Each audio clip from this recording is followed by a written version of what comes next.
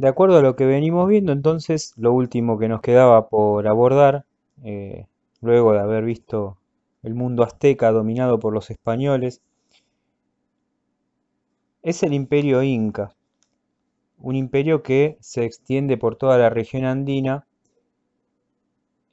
Como bien había dicho la otra vez, bueno, no vamos a tocar al tema de los mayas porque en realidad estaban casi extinguidos a la llegada de los españoles. En el caso del Imperio Inca, que entre mediados del siglo XV y comienzos del XVI habían logrado extender todo ese vasto territorio que llamamos el año pasado cuando explicábamos este tema el Tahuantinsuyo y de que tanto hablamos, tiene que ver con una construcción de tiempos, ¿no? En donde en los primeros siglos de la historia de los incas todo se confunde con la leyenda y los hechos reales. Porque según la tradición, a comienzos del siglo XVIII, del siglo XIII, perdón, el Inca Manco Cápac inició la conquista de varios territorios, y entre ellos estaba el Cusco. Desde entonces, cada Inca encabezó una etapa de expansión generalmente de manera pacífica, aunque apelaban a la violencia si encontraban las resistencias del caso. A lo largo de los años, el imperio llegó a abarcar una enorme porción de la cordillera de los Andes, ocupando parte de lo que hoy es Bolivia, Perú, Argentina, Chile y Ecuador. La parte argentina es la de el NOA. Para facilitar la administración se dividió entonces ese Tahuantinsuyo. Como bien habíamos visto, ese término significa las cuatro regiones o suyus unidos entre sí.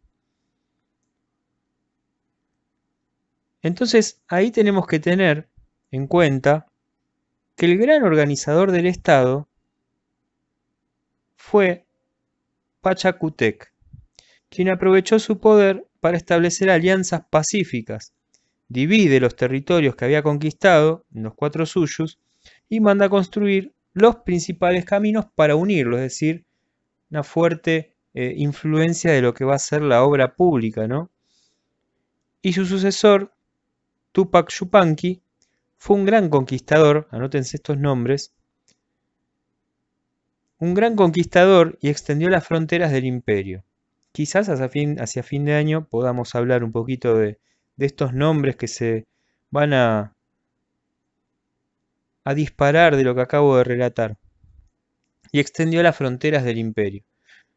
Bajo ese gobierno se incorpora entonces al Tahuantinsuyo, el noroeste de la actual Argentina. Creo que yo les estaba diciendo antes, ¿no? El NOA. Finalmente, los incas fueron imponiendo de alguna manera en su proceso expansivo el quichua como idioma. Era como la lengua oficial, pero en el extenso territorio que gobernaban también se hablaban otras lenguas. Por ejemplo, el cacán, también el aymara. Actualmente estas lenguas se siguen hablando en diferentes regiones de los Andes. Quiere decir que la cultura inca perdura a través del tiempo en forma de lenguaje, ¿no? Y por supuesto con algunos rituales. Ya habíamos visto el año pasado alguno de ellos. En la organización social, bueno, contaban los incas con el panaca, los nobles de privilegio, los curacas, una comunidad familiar extensa, y los yanaconas, quienes habían sido desvinculados de sus aylus y que trabajaban directamente para el Inca y la nobleza. El entierro inca contaba de alguna manera cómo eran enterrados los incas y cómo los embalsamaban, cómo les ponían los ojos y el rostro, era como si estuvieran vivos, y se los vestía muy bien para después enterrarlo con su vajilla, su oro y su plata.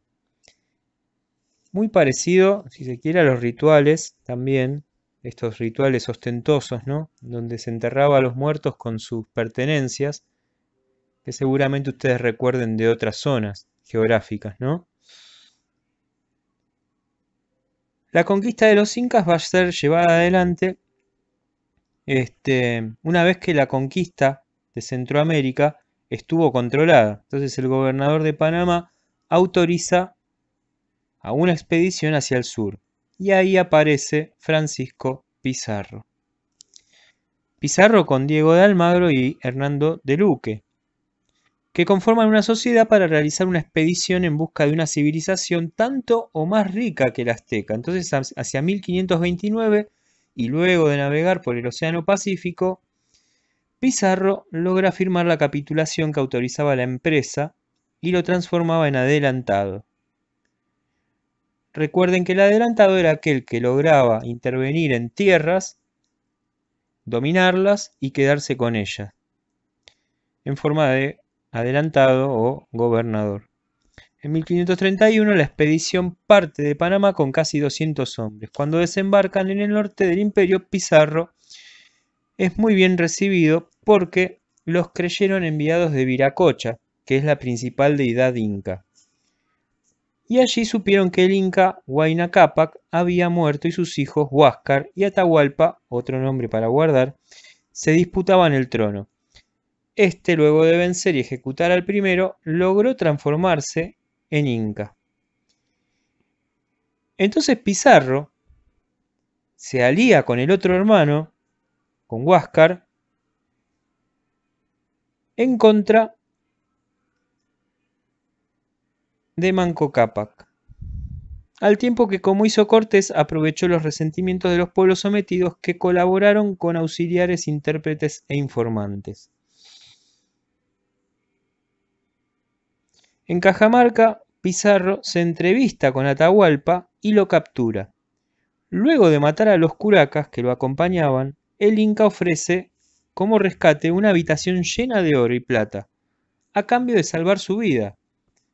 Pasados varios meses, Atahualpa fue condenado, según las leyes españolas, a morir acusado de fratricidio. Esto es por causar la muerte de su medio hermano. Un sacrilegio por adorar dioses falsos, incesto y poligamia por ser esposo de su hermana y tener varias mujeres. Luego de la muerte del Inca se dirigió al Cusco, capital del Tahuantinsuyo, donde, ante el temor de una insurrección indígena, reconoció a Manco Cápac como inca. Entonces, luego de ocupar el Cusco y de vencer a la resistencia inca, Pizarro comenzó la conquista del resto del imperio. Entonces, en el interín, su hermano Hernando había regresado a Madrid, donde deslumbró al rey y a la corte con los tesoros que habían adquirido, y estaba consiguiendo los refuerzos pertinentes y nuevas autorizaciones para continuar. Entonces, en 1535, Almagro parte del Cusco para conquistar Chile y el Alto Perú. Al año siguiente, Manco Cápac, desengañado, lidera una rebelión y sitia el Cusco, pero Pizarro logra sofocarla, socorrido por las tropas conseguidas por su hermano, y se consolida el dominio español. Sin embargo, al regresar a Almagro, se enfrenta con Pizarro por el control del Cusco. Finalmente fue vencido y decapitado. Así, su hijo inició una conspiración que terminó con la muerte de Pizarro finalmente. Por eso, y ante las continuas disputas entre los conquistadores, la corona envía tropas y pacifica la zona, estableciendo el virreinato del Perú. En 1544, un virreinato que va a ser para la colonia una fuente administrativa, por supuesto por la minería desarrollada en este espacio geográfico, en donde mayormente vamos a tener una élite de mineros, distinto de lo que va a pasar mucho tiempo después en el Río de la Plata, donde la élite va a ser comerciante, ¿sí? Esa élite de mineros no va a tener en qué gastar el dinero, ¿sí? Porque no había demasiado por hacer en el Alto Perú, entonces se van generando élites de ornamentación bastante interesante, mucho lujo hacia adentro, ¿no? Y algo parecido igualmente va a pasar en Buenos Aires mucho tiempo después. Habían ciertas ventajas de los conquistadores sobre los indígenas que tenían que ver con las ventajas bélicas, por supuesto. Ellos tenían armaduras, armas de fuego, mucha sofisticación también en cuanto a lo que era el desarrollo del hierro. En las ventajas biológicas, los españoles se trajeron consigo un montón de virus y bacterias. Las creencias religiosas, bueno, ahí es para hacer un paréntesis, ¿no? Creencias religiosas acá también existían en este territorio. Sin embargo, los españoles creían que bajo el mando de una fuerza religiosa, llevar adelante la batalla de la evangelización en tierras americanas era primordial. Y las ventajas estratégicas porque, bueno, los conquistadores se aprovecharon muy bien de las divisiones internas que existían entre los nativos, ¿no? Entonces se allanaron un camino enorme, realizando alianzas con estas personas que después terminaban bastante desengañadas, como pasó antes, ¿no? En lo que yo les estaba contando anteriormente, este, y que de alguna manera Manco Cápac, desengañado, como decíamos, es como el resumen de los sucesos que posteriormente conllevaban las alianzas, ¿no? Y acá hay que hacer un final, ¿no? Un cierre. Que en esta búsqueda de la ambición, en donde se supone una ambición terrenal, una ambición para toda la vida, una ambición para el disfrute y el goce de los seres individuales, ¿no? Haciendo un poco de filosofía, si se quiere, uno entiende la ambición de lo terrenal como la satisfacción de la vida. Y sin embargo, qué curiosa la historia de Pizarro, que en lugar de satisfacer su propia vida, esa ambición que llevaban adelante los españoles, le produce un camino hacia la muerte.